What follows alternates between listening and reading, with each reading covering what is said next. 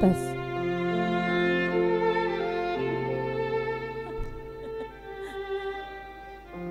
Oh tenang kan, gue uji coba dulu.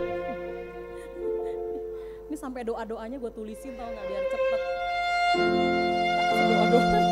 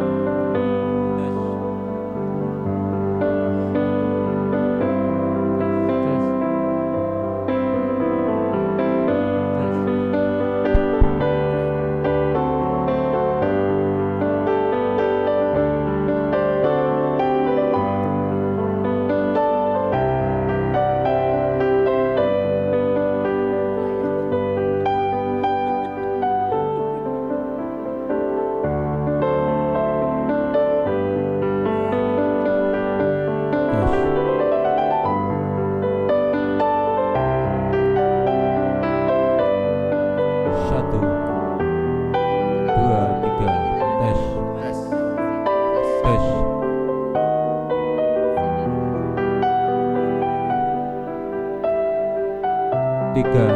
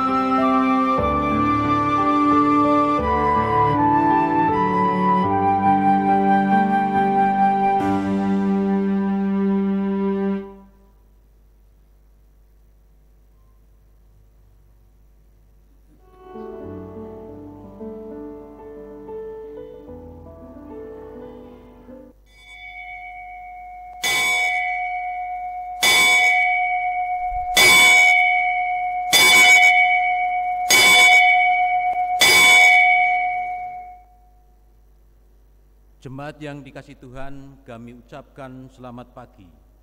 Pada hari ini, Minggu tanggal 26 April 2020, kita akan melaksanakan kebaktian Minggu Paskah yang ketiga dengan tema hidup yang dibarui oleh Sang Firman yang akan dilayani oleh Penatua Stiana. Kita senantiasa bersyukur karena kasih Tuhan senantiasa menyertai kita dan kita tetap semangat sekalipun di dalam kita melaksanakan ibadah secara daring. Hari ini ribuan gereja ditutup, tetapi hari ini juga jutaan mimbar hadir di tengah-tengah keluarga karena Tuhan Yesus hadir di hati kita. Panggilan beribadah, jemaat kami undang bangkit berdiri. Saudaraku yang dikasihi Tuhan, di Minggu Paskah ketiga ini kita bersyukur karena Tuhan selalu memelihara kita di sepanjang hidup dan dalam setiap peristiwa dan perkara yang kita hadapi.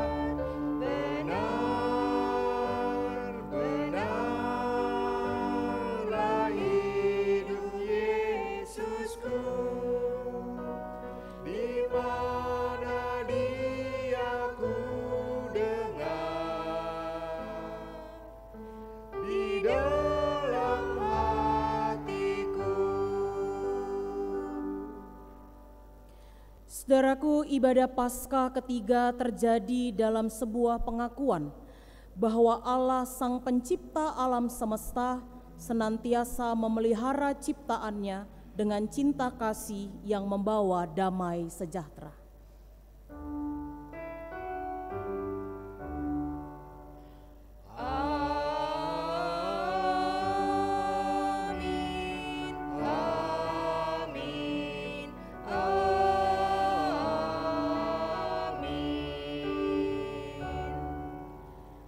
Anugerah dan kasih Allah Bapa melalui Yesus Kristus dalam persekutuan dengan Roh Kudus menyertai saudara. Dan menyertai saudara juga. Saudaraku yang dikasihi Tuhan, perjalanan hidup kita tidak selalu sebuah perjalanan yang mudah, juga tidak selalu adalah perjalanan yang sulit. Perjalanan kita adalah perjalanan yang menantang, di mana yang mudah dan sulit silih berganti.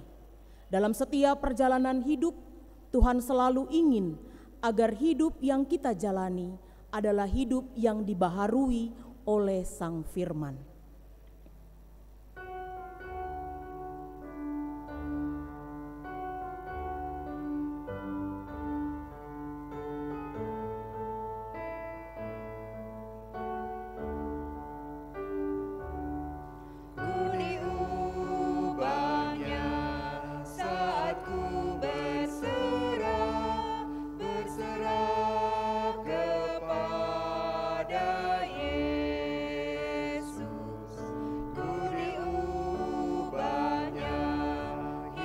Jadi baru dan menjadi miliknya. Kegemaran lama telah lenyap, dan yang baru lebih berkenan. Ku diubahnya saat ku berserah dan menjadi miliknya.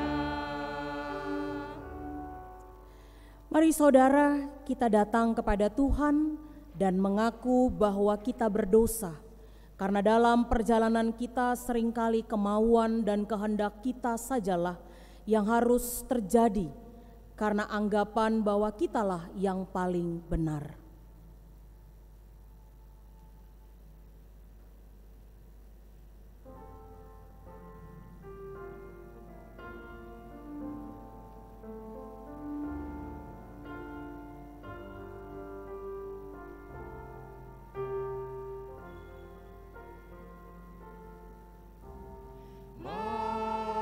Mampirlah dengar doaku, Yesus penebus. Orang lain kau hampiri, jangan jalan terus. Yesus Tuhan, dengar doaku. Orang lain kau hampiri,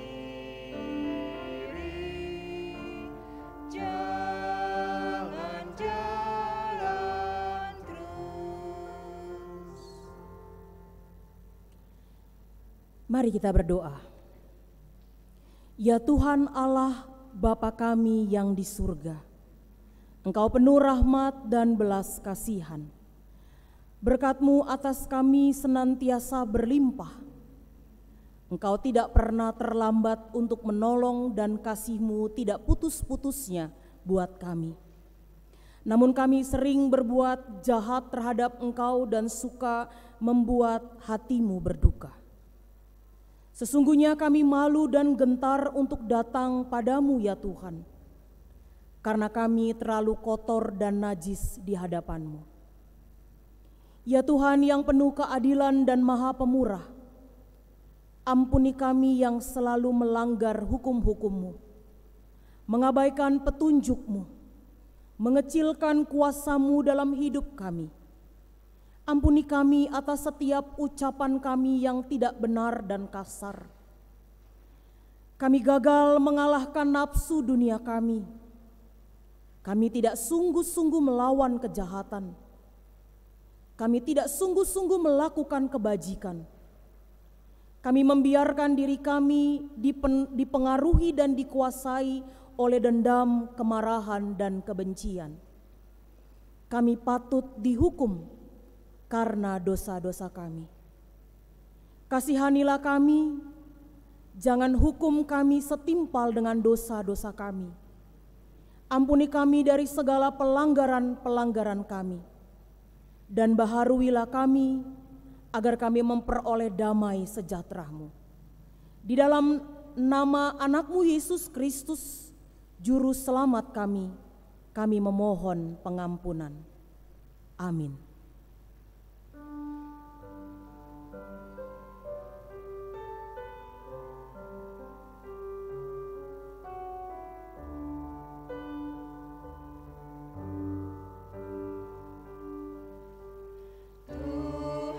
Tuhanku, bila hati kawanku terluka oleh tingkah ujarku dan kehendakku jadi panduku, ampunilah.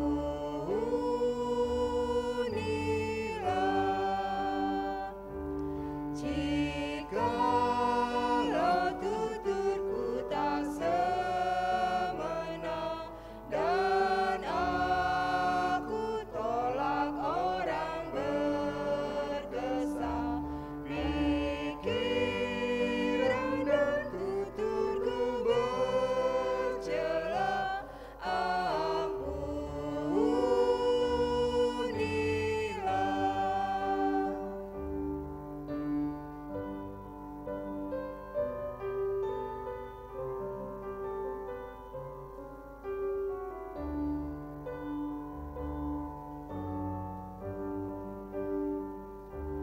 Dan hari ini aku bersembah serta padamu Bapa berserah, berikan daku kasih-Mu mesra, amin, amin. Kita yang datang memohon kasih Tuhan, dengarlah berita anugerah Tuhan yang terambil dari Yesaya 44 ayat 22 yang mengatakan, Aku telah menghapus segala dosa pemberontakanmu seperti kabut diterbangkan angin dan segala dosamu seperti awan yang tertiup. Kembalilah kepadaku sebab aku telah menebus engkau. Demikianlah berita anugerah bagi kita. Syukur kepada Allah.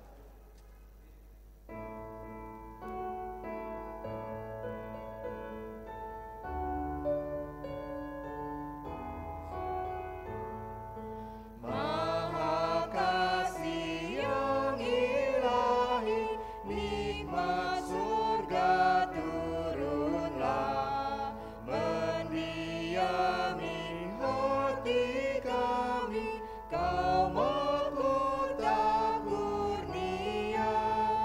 Yesus, Kau berlimpah rahmat, sumber kasih yang besar. Datanglah membawa selamat bagi kami yang gentar. Penebus yang maha kuasa, berilah kami hidup-Mu. Datang dan senantiasa tinggal dalam umat-Mu, hingga beserta malaikat yang mengabdi menyembah. Kami turut memuliakan kasih-Mu selamanya. Mari kita berdoa untuk mendengar sabda Tuhan. Kita berdoa. Ya Allah pemilik firman, izinkan kami mendengar dan memahami firman-Mu saat ini. Berkati hati, telinga, dan hidup kami, agar tidak mudah tergerus oleh pergumulan hidup yang dapat mengguncang iman kami. Terang firman-Mu lah yang akan menolong kami untuk menghidupi firman yang akan kami dengar saat ini. Bersabdalah ya Tuhan, kami siap mendengar. Di dalam Kristus Yesus kami naikkan pengharapan kami. Amin.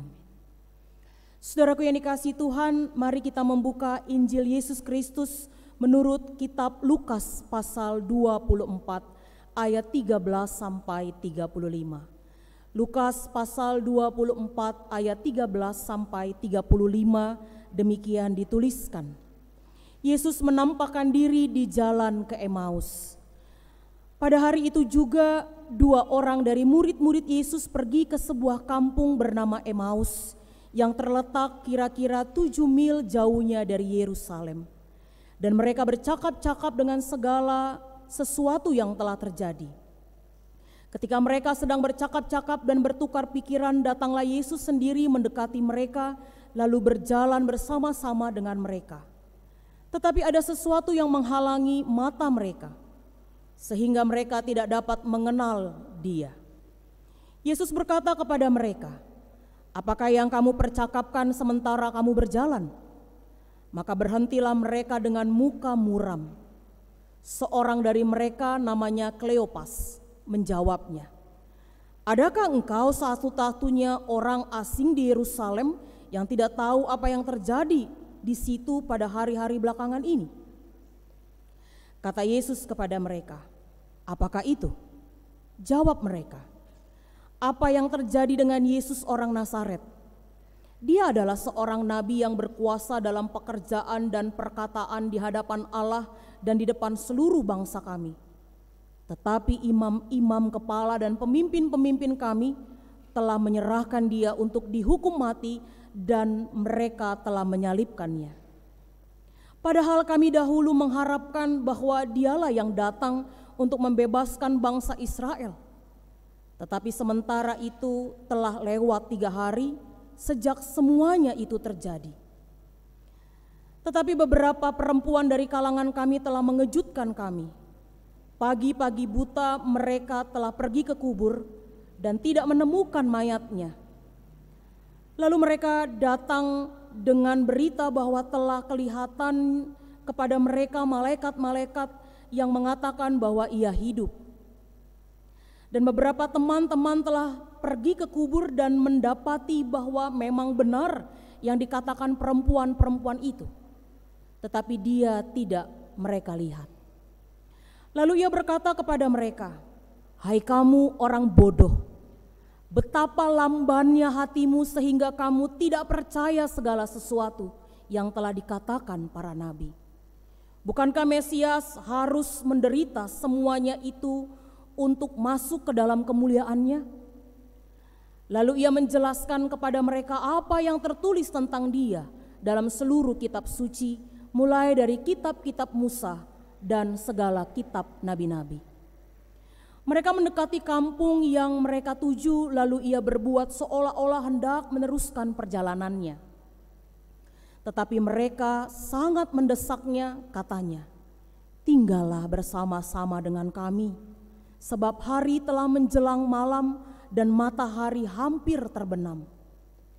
Lalu masuklah Ia untuk tinggal bersama-sama dengan mereka. Waktu Ia duduk makan dengan mereka, Ia mengambil roti, mengucap berkat, lalu memecah-mecahkannya dan memberikannya kepada mereka. Ketika itu terbukalah mata mereka dan mereka pun mengenal Dia. Tetapi Ia lenyap dari tengah-tengah mereka. Kata mereka seorang yang kepada yang lain, "Bukankah hati kita berkobar-kobar ketika Ia berbicara dengan kita di tengah jalan dan ketika Ia menerangkan kitab suci kepada kita?" Lalu bangunlah mereka dan terus kembali ke Yerusalem. Di situ mereka mendapati ke-11 murid itu. Mereka sedang berkumpul bersama-sama dengan teman-teman mereka. Kata mereka itu, "Sesungguhnya Tuhan telah bangkit dan telah menampakkan diri kepada Simon." Lalu kedua orang itu pun menceritakan apa yang terjadi di tengah jalan dan bagaimana mereka mengenal Dia pada waktu Ia memecah-mecah roti. Demikianlah Injil Yesus Kristus. Yang berbahagia adalah kita yang mendengar firman Allah dan yang memeliharanya. Haleluya.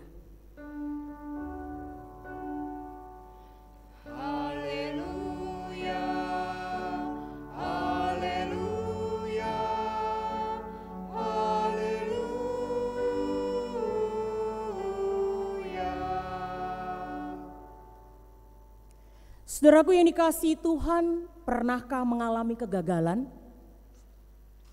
Bagaimana rasanya? Jika apa yang kita cita-citakan dan harapkan tidak berjalan sesuai dengan rencananya. Saudaraku, kegagalan dapat membawa dampak positif jika kegagalan mampu diubah menjadi semangat untuk memperbaiki. Namun kegagalan banyak kali membuat hidup semakin jatuh ke dalam. Sikap yang merusak harga diri, melemahkan harapan, melemahkan rasa percaya diri, dan memotivasi dan lain sebagainya. Itulah kegagalan. Saudara-saudara yang dikasihi Tuhan, Kleopas dan seorang lagi murid Yesus yang sedang berjalan ke Emmaus mengalami hal yang sama, bahwa mereka gagal. Harapan dan rencana mereka pupus tak berwujud satupun. Itu sebabnya dalam perjalanan mereka sepanjang 7 mil jauhnya dari kota Yerusalem menjadi gambaran betapa mereka kecewa dengan luar biasa dan hilang harapan yang sia-sia. Mengapa? Saya mencatat 3 hal alasan yang membuktikan betapa mereka di dalam kegagalan yang luar biasa. Pertama, saudaraku, adalah bahwa kematian Yesus menjadi tanda selesailah semua hal yang membuat mereka kuat. Yesus yang dianggap mereka sebagai nabi ternyata ditangkap, disalib, dan mati. Peristiwa itu sangat membuat mereka bersedih hati. Alasan yang kedua adalah mereka dan masyarakat ternyata selama itu menggadang-gadang bahwa Yesus akan menjadi pembebas bagi mereka. Ternyata yang terjadi, saudara-saudara, yang mereka gadang-gadang akan menjadi pembebas, mati di kayu salib. Alasan yang ketiga adalah mereka mendengar kabar bahwa jasad Yesus tidak ada. Sekalipun para perempuan mengatakan Yesus sudah bangkit, beberapa murid yang lain juga sudah membuktikan kepada mereka.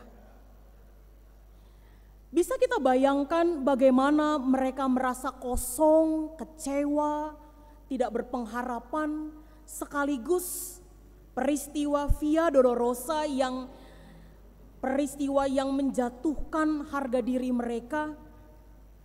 Karena selama ini orang menganggap mereka adalah orang-orang yang hebat, bersama-sama dengan Yesus, memiliki sang guru yang hebat, melakukan banyak mujizat.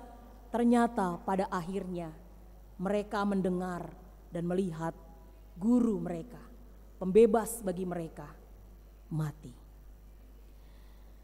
Mereka selama dari Yerusalem menuju Emmaus yang merupakan sebuah dusun kecil itu, sama sekali tidak mengenali bahwa di dalam perjalanan mereka itu Yesus ada.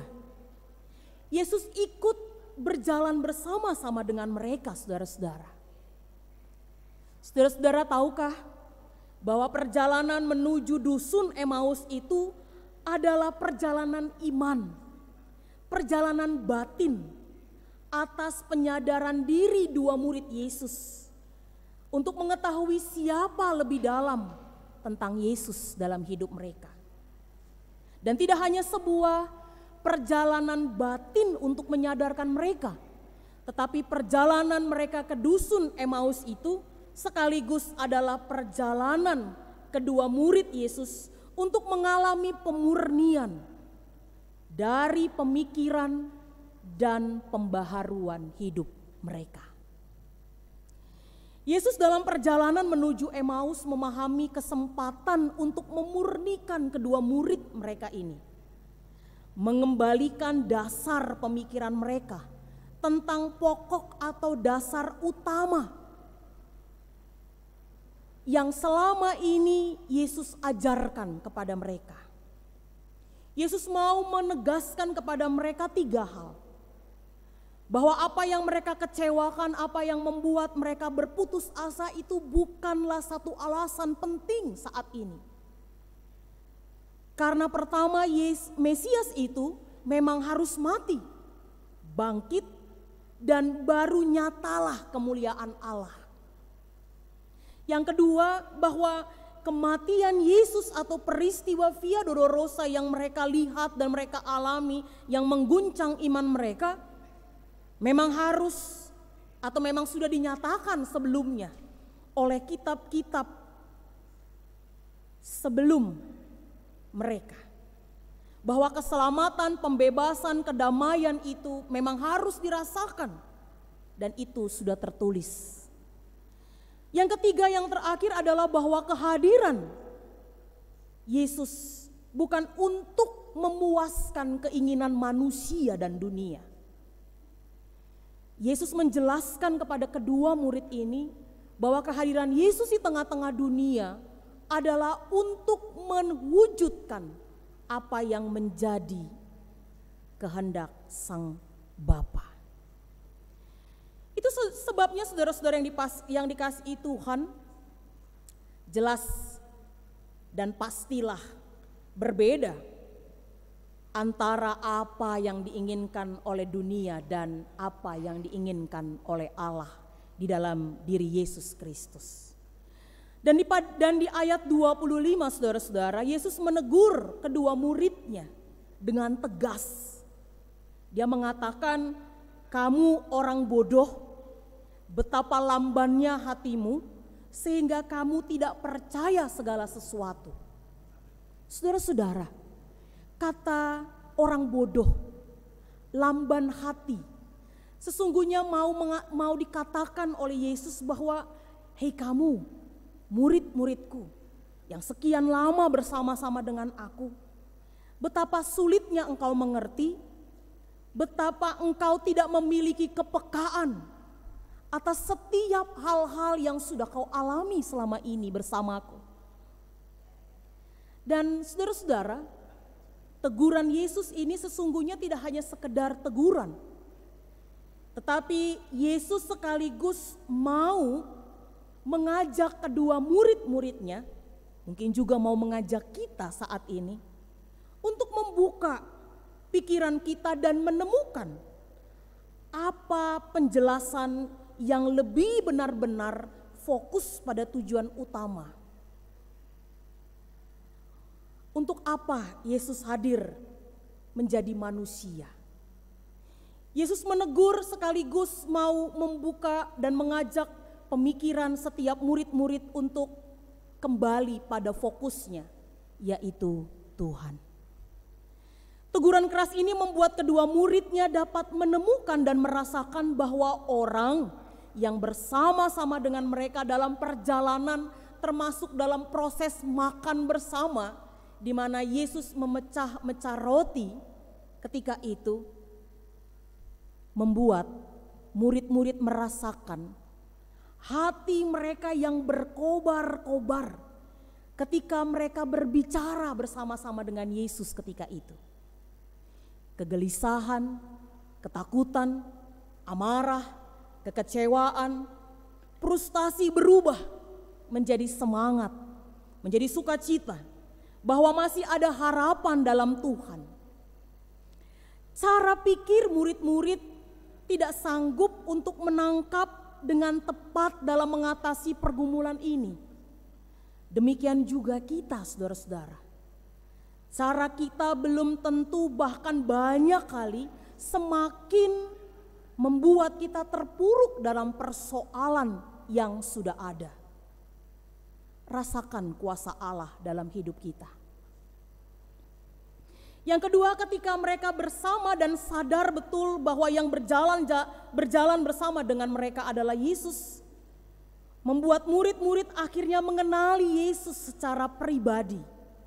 Dari apa yang Yesus perbuat melalui proses makan bersama, di mana Yesus memecah-mecah roti, menjadi satu tanda yang membuat mereka mengenal Yesus kembali dan melihat dengan mata jasmani mereka bahwa Yesus itu benar-benar hidup.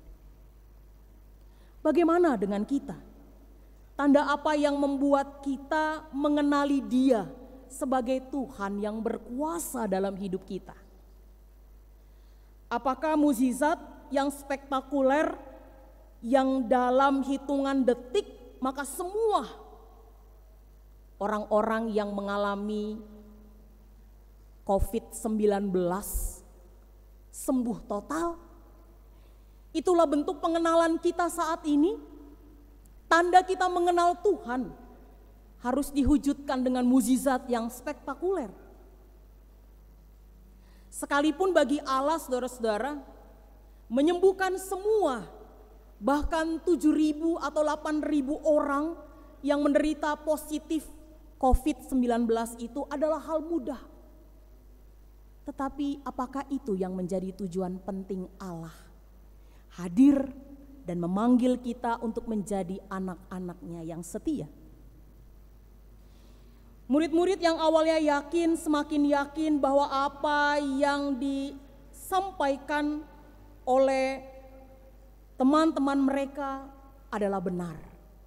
Bukan sebuah kata-kata kosong. Pengharapan mereka bertumbuh. Saudara-saudara yang dikasihi Tuhan, hidup kita saat ini termasuk di masa pandemi ini adalah juga perjalanan batin. Seperti kedua murid Yesus yang mengalami perjalanan batin sekaligus penyadaran diri mereka secara utuh. Untuk semakin mengenal, untuk semakin senantiasa memperbaharui kehidupan kita.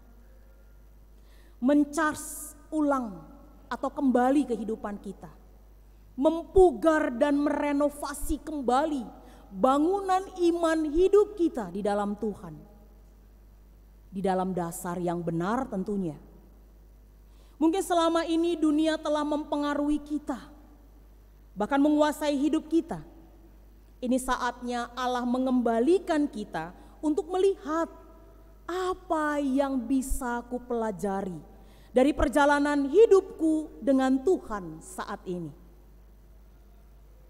Banyak kita melihat pandemi ini membuat kita menderita, terbatas dan lain sebagainya. Benar, saudara-saudara.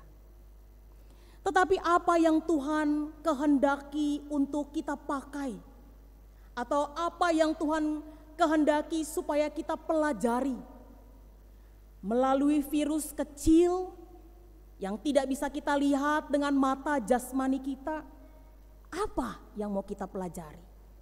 Perjalanan batin dan perjalanan untuk diubahkan dan diperbaharui seperti apa yang mau dipakai Tuhan untuk mengembalikan hidup kita, iman kita pada jalur yang benar. Sulit melihat kuasa Allah mati dan sudah bangkit dalam hidup kita. Apalagi ketika kita mengalami pandemi saat ini. Ada work from home, ada social distancing, semua membatasi kita. Tapi saudara-saudara, melalui hal-hal ini justru mengajarkan kita untuk kembali pada dasar yang mula-mula. Keluarga menjadi pusat iman bagi anak-anaknya. Berapa banyak selama ini, sebelum pandemi ini terjadi, keluarga-keluarga Kristen menjadi pusat penyebaran iman untuk anak-anaknya. Tapi melalui pandemi ini, kembali semua keluarga, semua orang tua mengajarkan dan memperkenalkan iman kepada anak-anaknya. Kita tidak pernah peduli dengan sekitar kita. Sebelum pandemi ini terjadi, saudara-saudara, kita hidup untuk diri kita, keluarga kita, golongan kita, suku kita, agama kita, dan lain sebagainya. Tetapi melalui keterbatasan dan musibah pandemi ini, kita diminta atau kita diajar untuk kembali pada panggilan kita yang sesungguhnya untuk peduli. Berapa banyak di antara kita di masa pandemi ini semakin terbuka hatinya untuk peduli bagi sesama.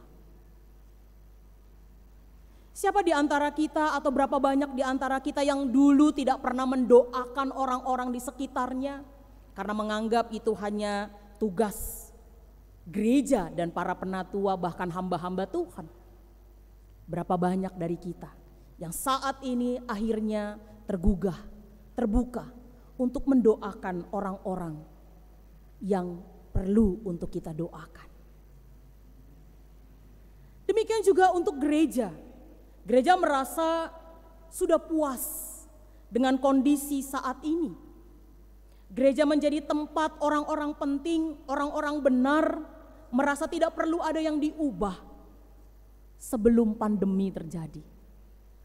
Tetapi ketika pandemi ini terjadi, saudara-saudara, gereja dipaksa untuk berubah. Didobrak setiap pintu-pintu yang menyekat mereka untuk dunia luar. Menerima menjadi tempat di mana orang boleh merasakan damai dan sejahtera. Gereja harus terbuka untuk setiap kemajuan zaman tanpa harus menghilangkan inti penting dari firman itu sendiri, yaitu menyebarkan kasih yang berasal dari Tuhan. Saudaraku, perjalanan iman kita diperbaharui oleh Allah khusus dalam saat ini. Mungkin dulu kita melihat persoalan yang kita alami, jalan hidup yang kita lalui terasa berat, sehingga lupa siapa yang bersama kita. Siapa Tuhan dibandingkan persoalan kita. Kita sering berkata takut melihat hari esok, sampai lupa bahwa ada ribuan hari yang telah kita lewati selama ini, justru Tuhan yang selalu menjaga dan memelihara kita. Karena itu saudara-saudara yang dikasihi Tuhan, mari kita jangan takut untuk menghadapi hari esok. Sudah sekian banyak hari yang kita lewati, Allah tidak pernah meninggalkan kita. Mari kita membuka hati kita untuk senantiasa diperbaharui. Diajak Allah untuk melihat bahwa kita dituntun, dipelihara, dikuatkan, dan sebagainya untuk menuju kehidupan yang sesuai dengan panggilan kita dan kehendak Allah. Tuhan menolong kita untuk semakin hari semakin menerima pembaruan dari Sang Firman itu, yakni Yesus Kristus. Amin.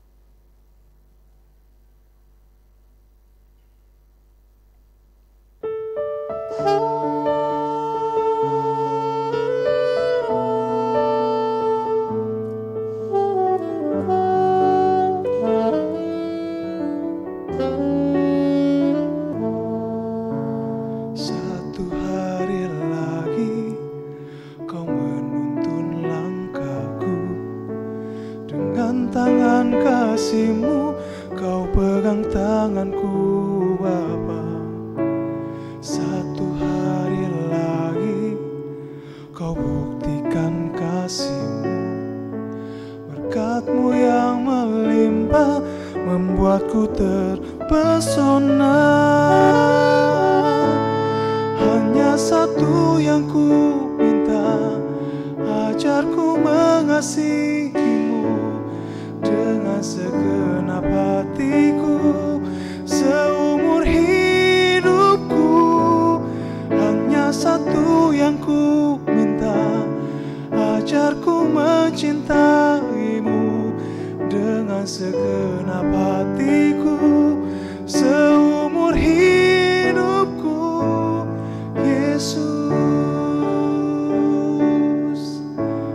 satu hari lagi kau buktikan kasih-Mu, berkat-Mu yang melimpah membuatku terpesona. Hanya satu yang ku minta, ajarku mengasihimu dengan segenap hatiku seumur hidupku. Hanya satu yang ku minta, ajarku mencintaimu dengan segenap hatiku seumur hidupku. Yesus.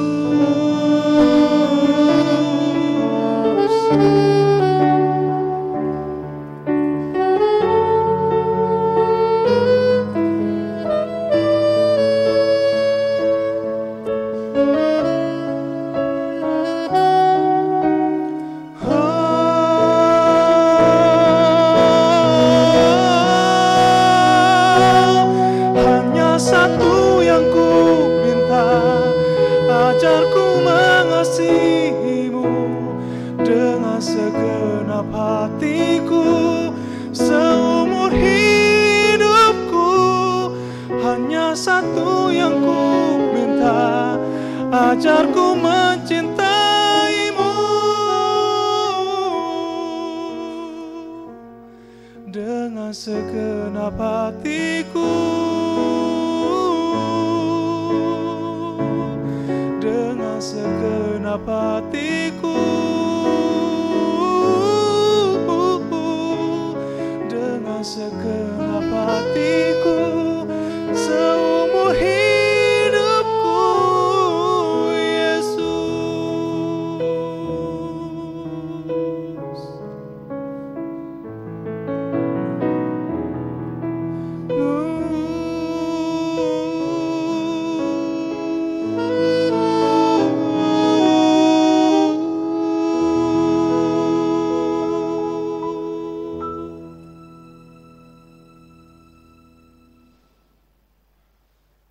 Jemaat kami undang bangkit berdiri. Marilah kita bersama dengan umat Allah di masa lalu, masa kini, dan masa depan mengikrarkan pengakuan iman kita seperti dalam pengakuan iman rasuli, dan bersama kita berikrarkan demikian. Aku percaya kepada Allah, Bapa yang Maha Kuasa, Khalik langit dan bumi, dan kepada Yesus Kristus, anaknya yang tunggal Tuhan kita, yang dikandung dari Roh Kudus, lahir dari anak darah Maria, yang menderita sengsara di bawah pemerintahan Pontius Pilatus, disalibkan, mati dan dikuburkan, turun ke dalam kerajaan maut. Pada hari yang ketiga, bangkit pula dari antara orang mati, naik ke surga, duduk di sebelah kanan Allah Bapa yang Maha Kuasa, dan dari sana ia akan datang untuk menghakimi orang yang hidup dan yang mati.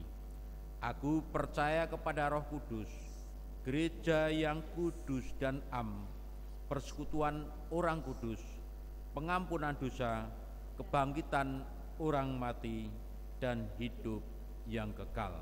Amin. Jemaat dipersilakan duduk kembali. Mari kita datang kepada Tuhan untuk mengangkat doa syafaat kita. Kita berdoa. Kami bersyukur Tuhan kalau saat ini kami kembali diizinkan oleh-Mu untuk menaikkan syafaat-syafaat kami. Kiranya Engkau mendengar dan berkenan menjawab dari setiap doa-doa kami. Saat ini ya Tuhan, kami berdoa untuk kondisi bangsa dan negara kami. Biarlah pandemi yang kami alami saat ini, bahkan dunia alami saat ini, boleh selesai. Dan setiap orang-orang yang mengalami sakit karena virus ini, itu boleh disembuhkan oleh karena kasih dan kuasa Tuhan. Engkau yang memulihkan setiap bangsa-bangsa, bahkan negeri kami di dalam bencana saat ini. Berdoa Tuhan untuk setiap gereja-gereja Tuhan yang terus bekerja untuk melayani setiap orang-orang di negeri ini. Mari Engkau berikan kepada setiap kami anak-anak-Mu kesehatian untuk boleh saling menopang satu dengan yang lain.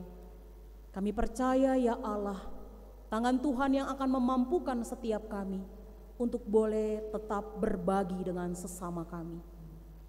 Kami juga menaikkan doa kami Tuhan untuk kondisi bangsa dan negara kami, para pemimpin-pemimpin kami. Berikanlah hikmat kebijaksanaan yang berasal daripada-Mu, supaya mereka mampu meletakkan kebijakan-kebijakan yang tetap mengedepankan rasa kemanusiaan, kepedulian bagi sesama kami. Kami juga berdoa Tuhan untuk orang-orang yang mengalami dampak di tengah-tengah pandemi saat ini. Berdoa bagi mereka yang putus hubungan kerja karena masalah ini. Mereka yang harus bekerja di rumah, membagi waktu mereka dengan sebaik-baiknya.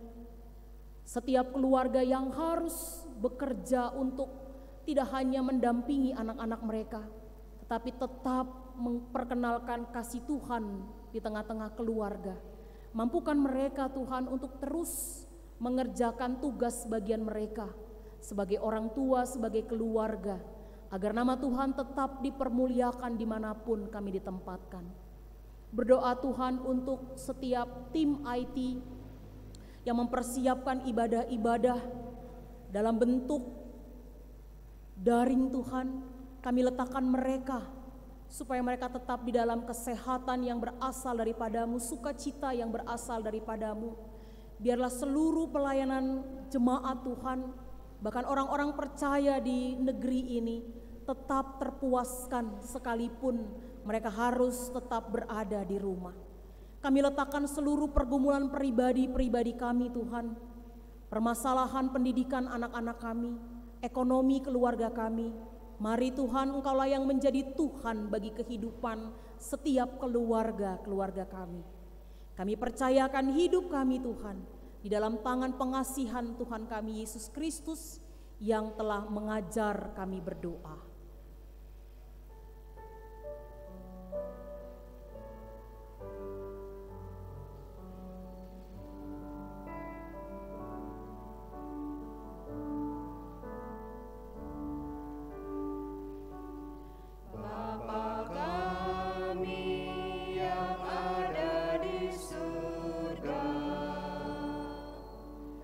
Dikuduskanlah nama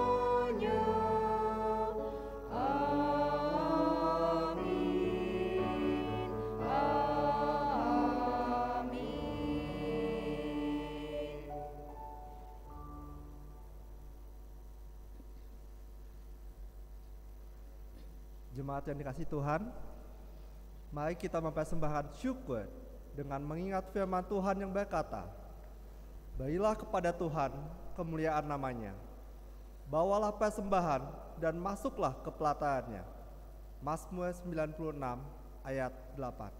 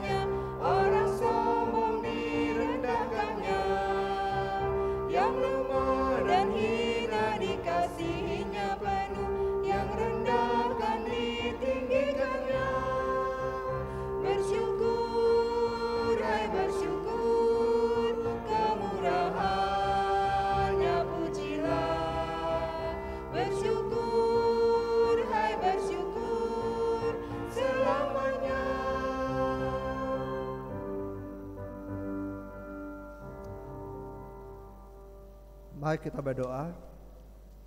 Ya Tuhan Allah Bapa kami dalam surga, sungguh bersyukur ya Tuhan ketika saat ini jemaat-Mu boleh mempersembahkan ya Bapa persembahan ini ya Tuhan. Kiranya Engkau berkati setiap persembahan ini ya Tuhan, sehingga setiap kami yang mengelolanya Tuhan boleh mempermuliakan nama-Mu ya Tuhan. Terima kasih ya Tuhan. Di dalam nama Tuhan Yesus kami berdoa. Amin.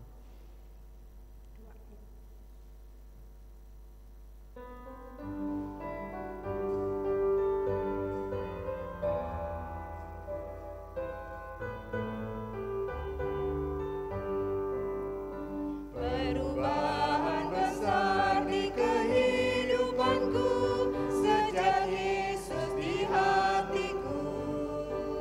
Di jiwaku bersinar terang yang cemerlang sejak Yesus di hatiku. Sejak Yesus di hatiku. Sejak Yesus di hatiku. Jiwaku bergemar bagai ombak besar. Sejak Yesus di hatiku.